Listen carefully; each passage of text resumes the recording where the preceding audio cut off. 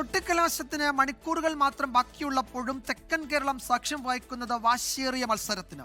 ഇടത് കുത്തക അവസാനിപ്പിക്കാൻ UDF NDA മുന്നണികൾ കിണഞ്ഞ് പരിശ്രമിക്കുന്ന തിരുവനന്തപുരം കോർപ്പറേഷൻ സംസ്ഥാനത്ത് തന്നെ വലിയ ശ്രദ്ധാകേന്ദ്രമാവുകയാണ്.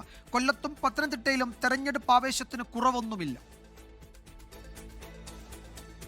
ചൊവ്വാഴ്ച പോളിംഗ് ബൂത്തിലേക്ക് പോകുന്ന തെക്കൻ ജില്ലകളിൽ 20 ദിവസം നീണ്ട ആവേശകരമായ പ്രചാരണത്തിനാണ് ഇന്ന് സമാപനം കുറിക്കുന്നത്.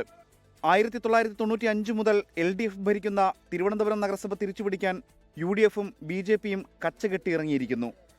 എല്ലാ മുന്നണികളുടെയും പ്രധാന നേതാക്കൾ നേരിട്ട് പ്രചരണം നയിക്കുന്ന തിരുവനന്തപുരം നഗരസഭയിൽ ഇക്കുറി വാശിയേറിയ മത്സരമാണ് നടക്കുന്നത്.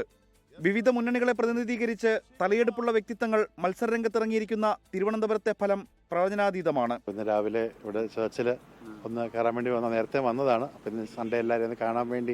മൊത്തത്തിൽ UDFന്റെ തിരുവനന്തപുരത്തെ സ്ഥിതി നന്നായിട്ട് പോകുന്നുണ്ട്. തിരുവനന്തപുരം ജില്ലയിലെ മറ്റു പട്ടണങ്ങളിലും ഗ്രാമീണ മേഖലകളിലും തെരഞ്ഞെടുപ്പ് ആവേശത്തിന് കുറവൊന്നുമില്ല. പത്തനംതിട്ടയിൽ പോരാട്ടം കൊട്ടിക്കലാശത്തിലേക്ക് കടക്കുമ്പോൾ UDFും LDFും വലിയ ആത്മവിശ്വാസത്തിലാണ്. വിമതശല്യമില്ലാത്തതാണ് മുന്നണികൾക്ക് വലിയ പ്രതീക്ഷ നൽകുന്നത്. ശക്തികേന്ദ്രമായ പന്തളം നഗരസഭ ഉൾപ്പെടെയുള്ള സ്ഥലങ്ങളിൽ വിജയം ആവർത്തിക്കാനാകുമെന്നാണ് NDAയുടെ പ്രതീക്ഷ. 68 ഗ്രാമപഞ്ചായത്തുകളും 11 ബ്ലോക്ക് പഞ്ചായത്തും 4 മുനിസിപ്പാലിറ്റികളും കോർപ്പറേഷനും ജില്ലാ പഞ്ചായത്തും അടങ്ങുന്ന കൊല്ലത്തെ പോരാട്ടം ആവേശകരമാണ്. എന്നും ഇടതുപക്ഷത്തിനൊപ്പം നിന്ന ചരിത്രമാണ് കൊല്ലത്തിനുള്ളത്.